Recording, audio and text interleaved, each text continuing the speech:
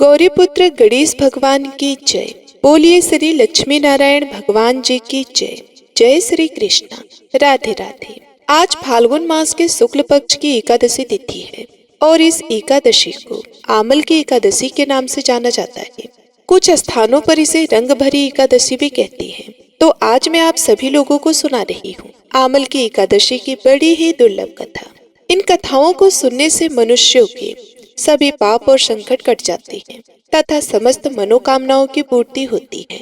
तो आप लोग बड़ी ही श्रद्धा और प्रसन्नचित मन से इन कथाओं को पूरा अवश्य सुनिए। तो आइए भगवान श्री लक्ष्मी नारायण जी के चरणों का ध्यान करते हुए इस कथा को सुनते हैं। 88,000 ऋषियों को संबोधित करते हुए सूत जी ने कहा कि हे विप्रो, प्राचीन काल की बात है।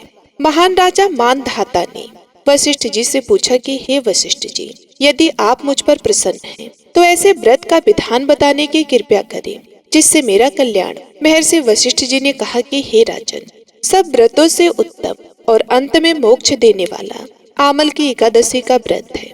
राजा मानधाता ने कहा कि हे ऋषि श्रेष्ठ, इस आमल की एकादशी के व्रत की उत्पत्ति कैसे हुई? इस व्रत को करने का क्या विधान है? हे वेद के ज्ञाता, कृपया कर यह सब वृतांत मुझसे विस्तार पूर्वक बताइए। महर्षि वशिष्ठ जी ने कहा कि हे राजन, मैं तुम्हारे समक्ष विस्तार से इस व्रत का वृतांत कहता हूँ। यह व्रत फाल्गुन मास के शुक्ल पक्ष में होता है। इस व्रत के फल के प्रभाव से सभी पाप समूल नष्ट हो जाते हैं। इस व्रत का पुण्य 1000 गौदान के फल के समान है। आमले की महत्ता उसके गुणों के अतिरिक्त इस बात से भी है कि इसकी उत्पत्ति भगवान विष्णु के श्रीमुख से हुई है। मान्यता है कि आमल की एकादशी पर जो व्यक्ति आमले के पेड़ की पूजा करता है तथा आमल की एकादशी की व्रत कथा को सुनता है, उसे सभी एकादशियों का फल मिलता है। धन दौलत में किसी तरह की दिक्कत और कमी नहीं होती है और व्यक्ति का जीवन सुख समृद्धि के साथ बीतता है। अब मैं आपको एक पौराणिक कथा सुनाता हूँ, ध्यान पूर्वक इसका श्रवण करो। प्राचीन समय में वैदिक नाम का एक नगर था। उस नगर में ब्राह्मण, वैश्य, क्षत्रिय, शूद्र चारों वर्ण के मनुष्य प्रसन्नता पूर्वक निवास करते थे। नगर में सदैव वेद ध्वनि गूंजा करती थी। उस नगरी में कोई भी पापी, दुराचारी, कोई भी नास्तिक नहीं था। उस नगर में चैत्ररथ नामक चंद्रवंशी राजा राज्य करता था। वे उच्च कोटि का तथा विद्वान एवं धार्मिक प्रवृत्ति का व्यक्ति था। उसके राज्य में कोई भी निर्धन एवं लोभी नहीं था। उस राज्य के सभी लोग भगवान विष्णु जी के अनय भक्त थे। वहाँ के छोटे बड़े सभी निवासी प्रत्येक एकादशी का उपवास करते थे। एक बार फाल्गुन माह के शुक्ल पक्ष में आमल की नामक एकादशी आई। उस दिन राजा एवं प्रत्येक प्रजाजन, वृद्ध से बालक तक ने आनंद पूर्वक उस एकादशी को उपवास किया। राजा अपनी प्रजा के साथ मंदिर में आकर कलश स्थापित करके तथा धूप, दीप, नैवेद्य, पंचरत्न, छत्र आदि से धात्री का पूजन करने लगा। वे सभी धात्री की इस प्रकार स्तुति करने लगे कि हे धात्री, आप ब्रह्म स्वरूपा हैं। आप ब्रह्मा जी द्वारा उत्पन्न हो तथा सभी पापों को नष्ट करने वाली हैं। आपको नमस्कार है। आप मेरा अर्घ्य स्वीकार करो। आप श्री रामचंद्र जी के द्वारा सम्मानित हैं। मैं आपसे प्रार्थना करता हूँ, मेरे सभी पापों का हरण करो। उस मंदिर में रात को सभी ने जागरण किया। रात के समय उस स्थान पर एक बहेलिया आया। वे महापापी तथा दुराचारी था। अपने कुटुंब का पालन वे जीव हिंसा करके करता था। वे भूख प्यास से अत्यंत व्याकुल था। कुछ भोजन पाने की इच्छा से वे मंदिर के एक कोने में बैठ गया। उस स्थान पर बैठकर वह भगवान विष्णु की कथा तथा एकादशी महात्म्य को सुनने लगा। इस प्रकार उस बहेलिये ने संपूर्ण रात्रि अन्य लोगों के साथ जागरण कर व्यतीत की। प्रातः काल सभी लोग अपने अपने निवास स्थान पर चले गए। इसी प्रकार वे बहेलिया भी अपने घर चला गया और वहां जाकर भोजन किया। कुछ समय व्यतीत होने के पश्चात उस बहेलिये की मृत्यु हो गई। हालांकि जीव हिंसा करने के कारण वह घोर नरक का भागी था, परंतु उस दिन आमल की एकादशी का व्रत तथा जागरण के प्रभाव से उसने राजा विदुरथ के यहाँ जन्म लिया। उसका नाम वसुरथ रखा गया। बड़ा होने पर वह चतुरंगी सेना सहित तथा धन धान्य से युक्त होकर 1000 ग्रामों का संचालन करने लगा। वह तेज में सूर्य के समान, कांति में चंद्रमा के समान, देवों में भगवान विष्णु के समान तथा क्षमा में पृथ्वी के समान था। वे अत्यंत धार्मिक, सत्यवादी, कर्मवीर और विष्णु जी का अनय भक्त था। वे प्रजा का समान भाव से पालन करता था। दान देना उसका नित्य का कर्म था। एक दिन राजा वसुरथ शिकार खेलने के लिए गया। देव योग्य से वन में वह रास्ता भटक गया और दिशा का ज्ञान न होने के कारण उसे वन में एक वृक्ष के नीचे सो गया।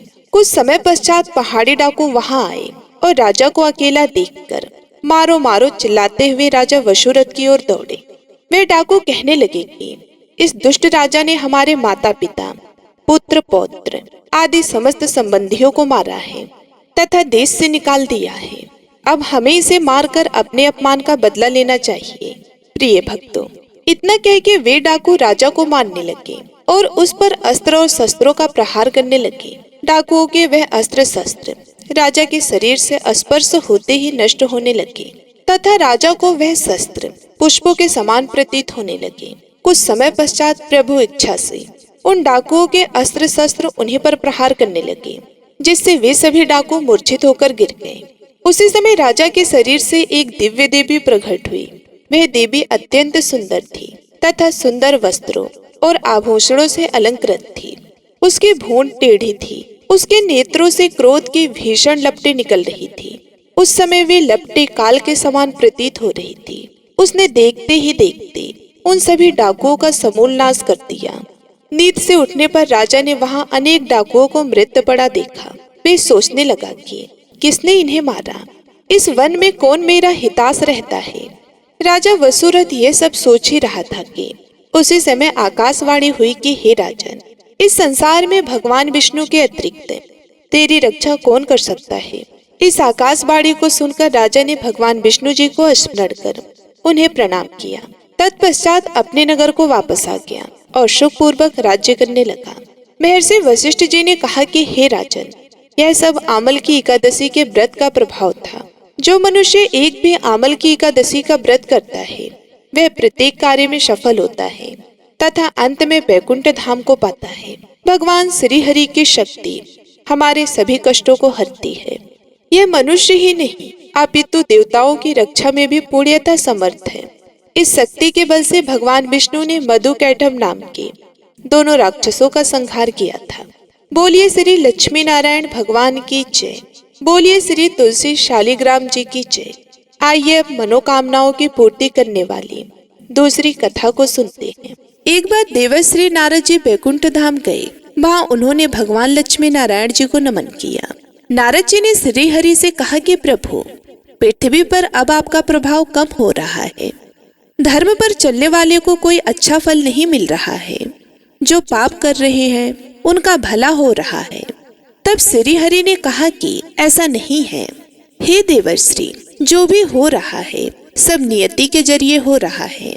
नारद जी बोले, मैं तो देख कर आ रहा हूँ, पापियों को अच्छा फल मिल रहा है और भला करने वाले, धर्म के रास्ते पर चलने वाले लोगों को बुरा फल मिल रहा है।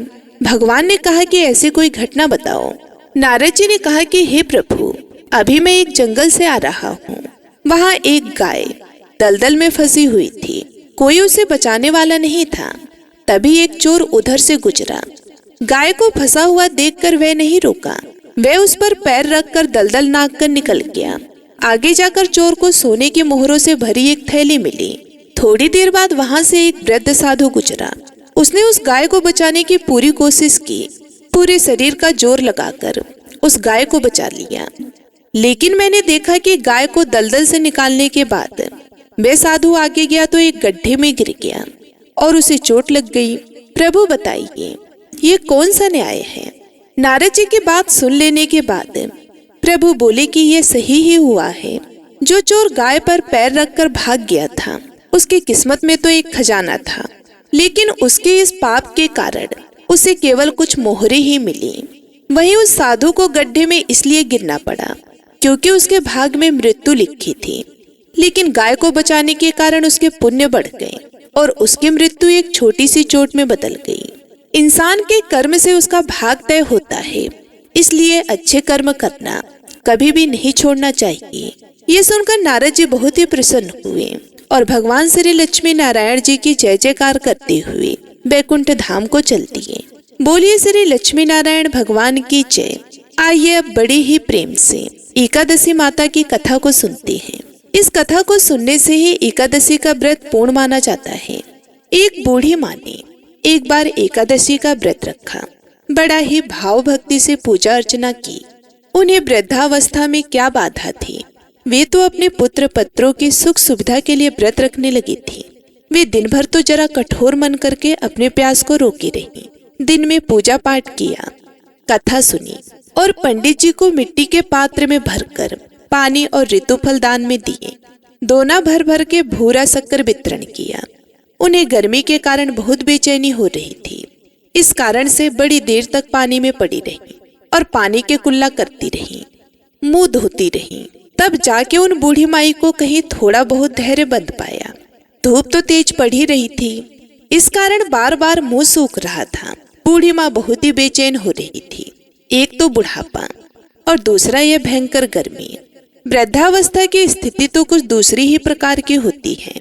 जैसे तैसे रो धो के दिन कट पाया। अब पहाड़ से रात सामने थी। उसका कटना बड़ा ही कठिन दिखाई दे रहा था। खटिया पर पड़े पड़े शांति नहीं मिल रही थी। वे बार बार करवट बदल रही थी। अनेक बार वे बाहर जाती और भीतर आती। उन्हें घर के अंदर शांति नहीं थी। वे पड़ी पड़ी एकादशी माता का स्मरण करती रही। वे कहती रही कि हे माता जी, आप मेरी लाज रखिएगा, आप ही मुझे शक्ति दीजिएगा जिससे मैं भली भांति आपका व्रत कर सकूं और ये पहाड़ से रात शांति पूर्वक व्यतीत हो सके। प्यास के कारण बूढ़ी माँ की बेचैनी तो बढ़ ही रही थी। उन्होंने धैर्य रखने का बहुत ही प्रयास किया, किंतु सहनशीलता की सीमा टूट गई और वे घबरा कर एकदम से चिल्ला पड़ी। बोली कि बचाओ बचाओ। अम्मा का चिल्लाना सुनकर परिवार भर के नर नारी बच्चे और पड़ोसी एकत्रित होकर बूढ़ी अम्मा के खटिया के समीप पहुंच गए। सबने पूछा कि अम्मा जी, आपको क्या हुआ, आप क्यों चिल्ला रही हैं? आप इस वृद्धावस्था में ये कठिन व्रत क्यों कर रही हैं? अम्मा जी, शक्ति से ही भक्ति होती है। थोड़ी ही देर में वे फिर से बोली कि अरे हमारे तो प्राण ही निकले जा रहे हैं। मेरी छाती पर ठंडे पानी का घड़ा रख दीजिए। नातियों ने दादी की छाती पर ठंडे पानी का पात्र रख दिया। तब कहीं उन्हें थोड़ा बहुत आराम मिला और थोड़ी देर के लिए उन्होंने अपनी आंखें बंद कर ली। एकादशी माता ने सोचा कि ये बूढ़ी अम्मा है तो बहुत ही कठोर, जरा जाकर उसकी परीक्षा लेनी चाहिए। प्रिय भक्तों, अब तो एकादशी माता वे आधी रात को मुर्गा बनकर टेर लगाने लगी। मुर्गा की आवाज सुनकर दादी जल्दी से उठी और बाहर जाकर आसमान की ओर देखा, किंतु आसमान में कहीं उन्हें प्रातःकालीन तारा दिखाई नहीं दिया। वे सोचने लगी कि यह मुर्गा क्यों और कैसे बोल गया। उन्हें प्यास तो लगी रही थी, थोड़ा बहुत उनका मन भी विचलित होने लगा था, किंतु अंत में उन्होंने दृढ़ निश्चय किया कि मैं अब व्रत को पूर्ण करके ही छोड़ूंगी, चाहे भले ही मेरे प्राण निकल जाए। ये सोचकर फिर वे खटिया पर शिथिल होकर लेट गई। थोड़ी ही देर में एकादशी माता ने उनकी फिर से परीक्षा लेनी चाहिए।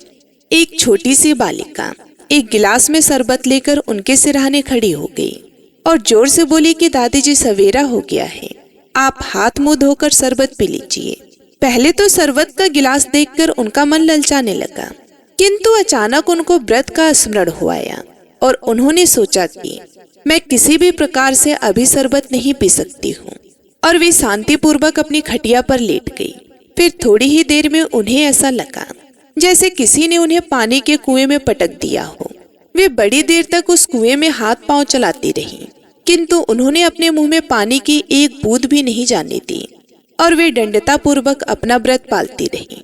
थोड़ी ही देर में ना जाने कहां से सामने आग जलने लगी, जिससे भारी गर्मी बढ़ने लगी। प्यास के कारण प्राण निकलने लगे, किंतु बूढ़ी अम्मा का कुछ भी नहीं बिगाड़ पाया। वे जहां की तहां मुस्कुराती हुई सी बैठी रही। प्रिय भक्तों, अब थोड़ी ही देर में बाहर प्रकाश दिखाई देने लगा। ऐसा लगा कि जैसे सवेरा हो गया हो। बूढ़ी अम्मा ने जब बाहर निकलकर देखा तो समझ गई कि अभी सवेरा होने में 3-4 घंटे की देरी है। यह जानकर वे शांति पूर्वक इधर उधर घूमने फिरने लगी। एकादशी माता यह बात अच्छी तरह से समझ गई कि यह बूढ़ी अम्मा किसी भी प्रकार से अपने व्रत से टल नहीं सकती है। वे उनके सत्य व्रत को अच्छी तरह से समझ गई। सवेरा होते ही बूढ़ी माता ने स्नान किया, भगवान का पूजन पाठ किया, एकादशी माता की कथा सुनी ब्राह्मणों को दक्षिणा देकर भोजन कराया। तब कहीं उन्होंने जल ग्रहण किया। कन्याओं को भोजन कराने के बाद अम्मा ने स्वयं भोजन किया। उस श्रेष्ठ व्रत के प्रभाव से बूढ़ी अम्मा की आयु में वृद्धि हो गई। उनका घर परिवार हरा भरा हो गया। घर में अब उनके कोई अभाव नहीं रहा। वे हर तरह से सुख साधनों से संपन्न हो गई। नाती नातिन से उनका घर भर गया और वे उसी दिन से 12 महीने की एकादशी का व्रत करने लगी। एकादशी माता के व्रत के प्रताप से इस संसार में हर प्रकार के सुख भोग कर अंत में वैकुंठ धाम को चली गई। जैसे एकादशी माता ने बूढ़ी अम्मा और उनके परिवार को हरा भरा किया, ऐसे ही एकादशी माता हम सभी की मनोकामनाओं को पूर्ण करे। बोलिए श्री लक्ष्मी नारायण भगवान की जय। आइए अब बड़ी ही श्रद्धा और प्रसन्नचित मन से इस मनोकामना को पूरी करने वाली कथा को सुनते हैं। एक बार भगवान श्री हरि विष्णु माता लक्ष्मी जी के साथ हरिद्वार में घूम रहे थे। माता लक्ष्मी ने देखा कि सारे मनुष्य गंगा में नहा नहा कर हर हर गंगे कहते हुए जा रहे थे, परंतु सभी लोग दुखी और परेशान हैं। तब माता लक्ष्मी ने बहुत ही आश्चर्य से भगवान विष्णु से पूछा कि स्वामी, गंगा में इतनी बार स्नान करने पर भी इनके पाप और दुखों का नाश क्यों नहीं हुआ? क्या गंगा में अब सत्यता नहीं रही? भगवान विष्णु बोले, गंगा में तो वही सामर्थ्य है, परंतु इन लोगों ने पाप नाशनी गंगा में स्नान ही नहीं किया, फिर इन्हें लाभ कैसे मिले? माता लक्ष्मी जी ने आश्चर्य से कहा कि स्नान कैसे नहीं किया? सभी तो हमारे सामने ही नहा नहा कर जा रहे हैं। अभी तक तो इनके शरीर भी नहीं सूखे हैं। भगवान विष्णु ने कहा कि यह लोग तो केवल जल में डुबकी लगाकर ही आ रहे हैं। तुम्हें मैं कल इसका रहस्य समझाऊंगा। दूसरे दिन बहुत ही जोर से बारिश होने लगी। सारी गलियां कीचड़ से भर गई। एक चौड़े रास्ते में एक बड़ा सा गड्ढा था। चारों ओर कीचड़ भरी हुई थी और भगवान विष्णु ने लीला रची। वे स्वयं एक बूढ़े आदमी का रूप धारण करके उस गड्ढे में जा गिरे। लक्ष्मी जी को उन्होंने समझाकर पास में बिठा दिया कि देखो, तुम लोगों को सुना सुना कर यूं पुकारती रहो कि मेरे बूढ़े पति अचानक गड्ढे में गिर पड़े हैं। कोई पुण्य आत्मा इनको बाहर निकाल कर इनके प्राण बचाओ और हम असहाय दंपत्ति की सहायता करो। और भगवान विष्णु ने यह भी समझा दिया कि जब कोई व्यक्ति गड्ढे में से मुझे बाहर निकालने को तैयार हो, तब इतना और कह देना कि मेरे पति सर्वदा निष्पाप हैं। इन्हें वही व्यक्ति छुए जो खुद भी निष्पाप हो। यदि आप निष्पाप हैं तो उनको हाथ लगाएं, नहीं तो उनको हाथ लगाते ही आप स्वयं भस्म हो जाएंगे। लक्ष्मी जी तथास्तु कहकर गड्ढे के किनारे बैठ गई और आने जाने वालों को सुना सुनाकर भगवान विष्णु की सिखाई हुई बात कहने लगी। गंगा में नहाकर लोगों के झुंड आ रहे थे और सुंदर युवती को यूं बैठी देखकर कुछ लोगों के मन में पाप आया और कुछ लोगों को धर्म का भय हुआ और कुछ लोग कानून से डरे और कुछ लोगों ने तो लक्ष्मी जी को यह भी कह दिया कि मरने दो इस बुढ़े को, क्यों इसके लिए रोती हो। और कुछ दयालु और चरित्रवान पुरुष ने उस युवती के पति को बाहर निकालना चाहा, परंतु लक्ष्मी जी के वचन सुनकर वे भी रुक गए। उन्होंने सोचा कि हम गंगा में नहाकर आए हैं तो क्या हुआ, पापी तो है ही, कहीं हम सहायता करते समय भस्म न हो जाए। उनके पास कई व्यक्ति आए, परंतु किसी को साहस नहीं हुआ। सैकड़ों आए और सैकड़ों ने पूछा और चले गए। संध्या का समय हो गया था। तब भगवान विष्णु ने माता लक्ष्मी से कहा कि देखा, आया कोई सच्चे मन से गंगा में नहाने वाला। तब थोड़ी देर बाद एक नवयुवक हाथ में एक लोटा लिए हुए हर हर गंगे कहता हुआ आया। लक्ष्मी जी ने उसे भी वही बात कही। उस युवक का हृदय करुणा से भर आया और उसने भगवान विष्णु को बाहर निकालने की तैयारी की। लक्ष्मी जी ने उसे रोककर कहा कि भाई, यदि तुम सर्वदा निष्पाप नहीं हो तो मेरे पति को छूते ही तुम भस्म हो जाओगे। उसने उस समय बिना किसी संकोच किए लक्ष्मी जी से कहा कि माता, मेरे निष्पाप होने से तुम्हें संदेह क्यों हो रहा है? देखती नहीं, मैं भी गंगा नहाकर आया हूँ। भला गंगा में नहाने के बाद भी क्या पाप रहते हैं? मैं भी तुम्हारे पति को बाहर निकालता हूँ। युवक ने लपक कर उस बूढ़े आदमी को ऊपर उठा लिया। भगवान विष्णु और माता लक्ष्मी जी उसे अधिकारी समझकर अपने असली रूप में प्रकट होकर दर्शन देकर उस युवक को निहाल कर दिया। भगवान विष्णु ने माता लक्ष्मी से कहा कि इतने सारे लोगों में से केवल इस एक आदमी ने ही गंगा में स्नान किया है। इस दृष्टांत के अनुसार जो लोग बिना श्रद्धा और विश्वास के केवल डुबकी के लिए गंगा में स्नान करते हैं, उन्हें वास्तविक फल प्राप्त नहीं होता। परंतु इसका यह मतलब नहीं कि गंगा स्नान व्यर्थ हो जाता है। गंगा स्नान का बहुत पुण्य भी है। गंगा आज भी उतनी सामर्थ्यवान है। बोलिए लक्ष्मी नारायण भगवान की जय।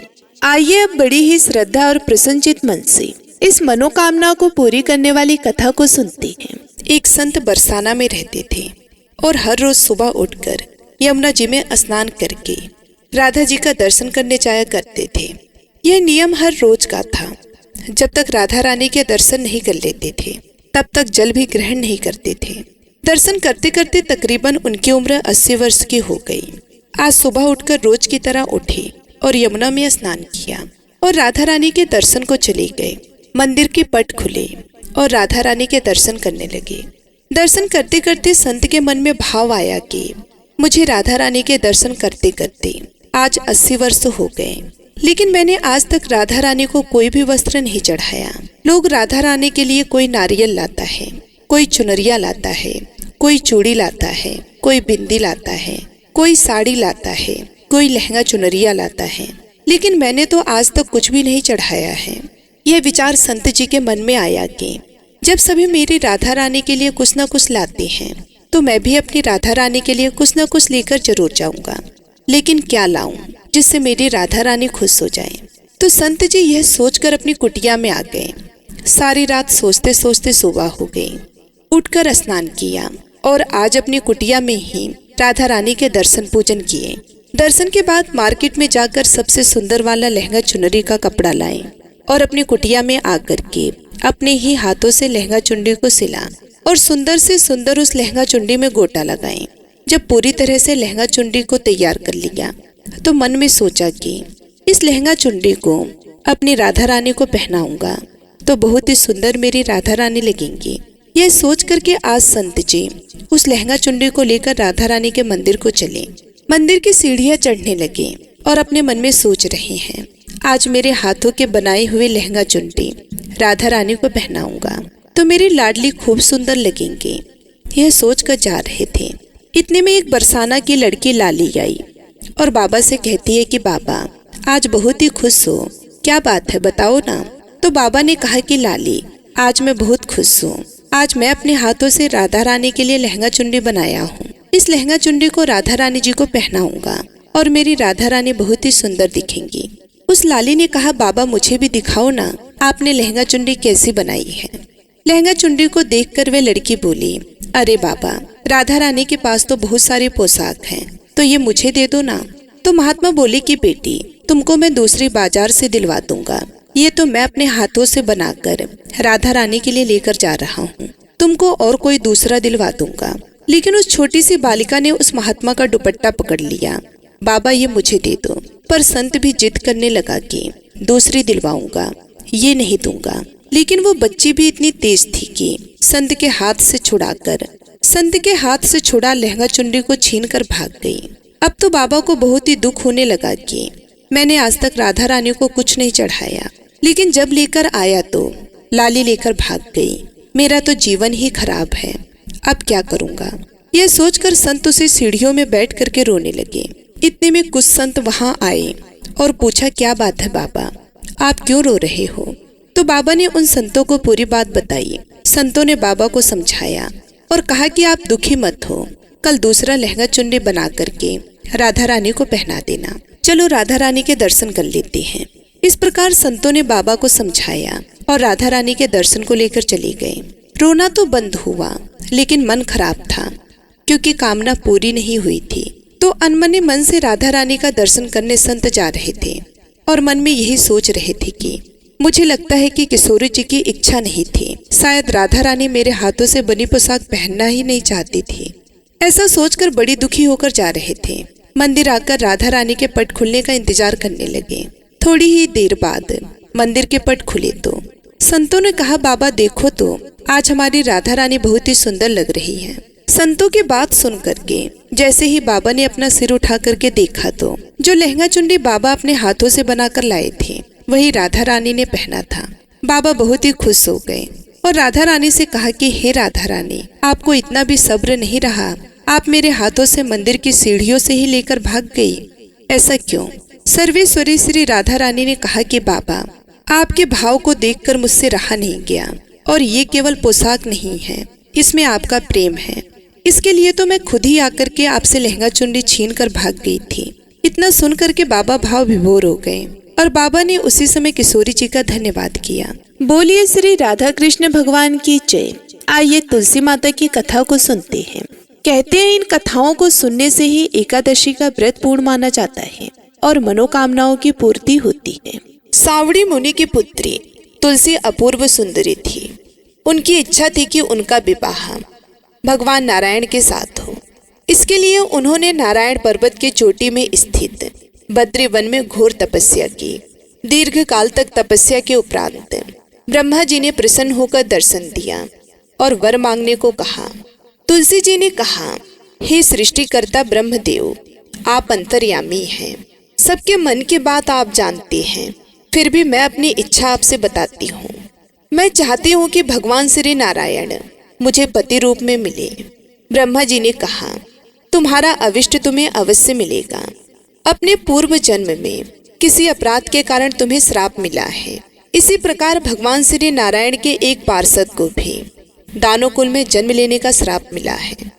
दानव कुल में जन्म लेने के बाद भी उसमें नारायण का अंश विद्यमान रहेगा। इसलिए इस जन्म में पूर्व जन्म के पाप के समन के लिए संपूर्ण नारायण तो नहीं मिलेंगे, लेकिन नारायण के अंश से युक्त दानव कुल में जन्मे उस श्रापग्रस्त पार्षद से तुम्हारा विवाह होगा।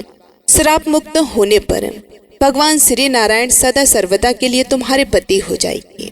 तुलसी ने ब्रह्मा के इस वरदान को स्वीकार किया, क्योंकि मानव कुल में जन्म लेने के कारण उसे मायावी भोग को तो भोगना ही था। तुलसी बद्रीवन में ही रहने लगी। नारायण का वह पार्षद दानव कुल में जलंधर के नाम से पैदा हुआ था। कुछ दिनों बाद वह भ्रमण करता हुआ बद्रीवन में आया। यहाँ तुलसी को देखते ही वह उस पर मंत्रमुग्ध हो गया। तुलसी के सामने उसने अपने विवाह का प्रस्ताव रखा। इतने में ही महामुनि ब्रह्मा जी आ गए और तुलसी से कहा कि हे तुलसी, जालंधर को देखो, कैसा देवोम उसका स्वरूप है। दानव कुल में जन्म लेने के बाद भी लगता है जैसे इसके शरीर में नारायण का वास हो। तुम प्रस्ताव को सहर्ष से स्वीकार कर लो। तुलसी को भी लगा कि उसकी तपस्या पूर्ण हुई, उसे इच्छित फल मिला है। जालंधर के साथ उसका गंधर्व विवाह हो गया और वे जालंधर के साथ उसके महल में पत्नी बनकर आ गई। जालंधर ने अपनी परम सुंदरी सती साध्वी पत्नी तुलसी के साथ बहुत दिनों तक राज्य किया। उसने अपने राज्य का इतना विस्तार किया कि देवलोक तक उसके अधिकार में आ गया। स्वर्ग का सुख भोगने वाले देवताओं की दशा भिखारियों जैसी हो गई। जालंधर किसी को कष्ट नहीं देता था, पर अधिकार और राज्य छिन जाने से सारे देवता मिलकर ब्रह्मा, विष्णु और शिव जी की सभा में गए तथा अपनी विपत्ति सुनाई। ब्रह्मा जी ने कहा कि तुलसी परम साध्वी है, उसका विवाह जालंधर से मैंने ही करवाया था। जालंधर को तब तक नहीं हराया या मारा जा सकता जब तक तुलसी को छला न जाए। विष्णु जी ने कहा, जालंधर पूर्व जन्म में मेरा पार्षद था। श्राप के कारण उसे दैत्य कुल में जन्म लेना पड़ा। इस जन्म में भी मेरा अंश उसमें व्यापक है। साथ ही तुलसी के पतिव्रत धर्म से वह अजय है। फिर देवताओं की सहमति से भगवान शिव ने जालंधर के पास संदेशा भेजा कि या तो वह देवताओं को राज्य लौटा दे या फिर उनसे युद्ध करे। जालंधर शंकर जी के पास पहुंचा। उसने कहा, देवाधिदेव, आपके लिए देवताओं का पक्ष लेना उचित नहीं है। राज्य बढ़ाना हर राजा का कर्तव्य है। मैं किसी को दुखी नहीं कर रहा हूँ। देवताओं से कहिए कि वे मेरी प्रजा बनकर रहें। मैंने आपका कोई भी अपमान नहीं किया है। हमारा आपका युद्ध शोभा नहीं देता है। अगर आप हार गए तो बड़ी लज्जा की बात होगी। मैं हार गया तो आपकी कीर्ति बहुत अधिक नहीं बढ़ेगी। भगवान शंकर फिर हंसने लगे। वे तो सब रहस्य समझते थे। तुलसी और जालंधर के पूर्व जन्म के श्राप की अवधि लगभग पूर्ण हो चुकी थी। फिर शंकर जी बोले, इसमें कीर्ति और लज्जा की बात नहीं है। तुम देवों को राज्य लौटाकर उन्हें उनके पद पर प्रतिष्ठित होने दो। युद्ध से बचने का यही एक उपाय है। जालंधर ने कहा, मैंने युद्ध के बल से देवलोक जीता है। कोई उसे युद्ध के द्वारा ही वापस ले सकता है। यह मेरा अंतिम उत्तर है। अब मैं जा रहा हूँ। ऐसा कहकर जालंधर चला गया। उसने अपनी पत्नी तुलसी को सारी बातें बताई और कहा कि कर्म भोग सब काल सूत्र में बंधा है। जीवन में हर्ष शोक, भय सुख दुख, मंगल अमंगल, ये सब काल के अधीन है। हम तो केवल निमित्त हैं, संभव हैं। भगवान से देवों का पक्ष लेकर मुझसे युद्ध करें। तुम चिंता मत करना, तुम्हारी सती तेज मेरी रक्षा करेगी। दूसरे दिन भगवान शंकर के नेतृत्व में देवताओं ने युद्ध छेड़ दिया। जालंधर ने भीषण बाणों की वर्षा कर उनका वेग रोका। उसके प्रहार से देवता डगमगाने लगे। उसने दानवी शक्ति का प्रयोग कर मायावी युद्ध आरंभ किया। युद्ध स्थल पर वे किसी को भी दिखाई नहीं देता था, पर उसके अस्त्र शस्त्र प्रहार कर देवों को घायल कर रहे थे। देवगढ़ अपने अस्त्र चलाए तो किस पर चलाएं, क्योंकि कोई शत्रु सामने था ही नहीं। कई दिनों तक इस तरह भयंकर युद्ध चला। जालंधर पराजित नहीं हुआ। तब शिव जी ने विष्णु जी से कहा कि विष्णु जी कुछ तो उपाय करो, अन्यथा मेरा तो सारा यश मिट्टी में मिल जाएगा। विष्णु जी ने सोचा, बल से तो जालंधर को हराया नहीं जा सकता, इसलिए छल का सहारा लेना ही पड़ेगा। उन्होंने तुरंत अपना स्वरूप जालंधर जैसा बनाया और अस्त्र शस्त्र से सुसज्जित हो तुलसी जी के पास पहुंच गए और बोले कि प्रिय, मैं युद्ध जीत गया। सारे देवता भगवान शंकर समेत हार गए। इस खुशी में आओ, मैं तुम्हें अपने अंग से लगा लूं। पति को प्रत्यक्ष खड़ा देख तथा विजय का समाचार सुन वह दौड़कर मायावी जालंधर के गले से लिपट गई। इस प्रकार पति पत्नी दोनों ने आलिंगन किया, खूब खुशी मनाई।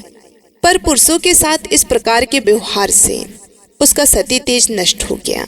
उसका सती तेज जो जालंधर के कवच के रूप में रक्षा कर रहा था, वह कवच नष्ट हो गया। जालंधर शक्तिहीन हो गया।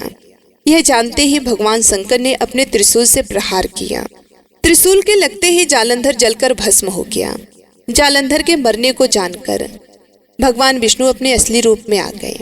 सामने अपने पति जालंधर के स्थान पर भगवान विष्णु को खड़ा देख तुलसी बहुत विस्मित हुई। उसको पता लग गया कि स्वयं नारायण ने उसके साथ छल किया है। क्रोध में आकर तुलसी जी ने श्राप दिया, एक सती स्त्री का सतीत्व भंग करने के अपराध में तुम हृदयहीन पत्थर हो जाओ।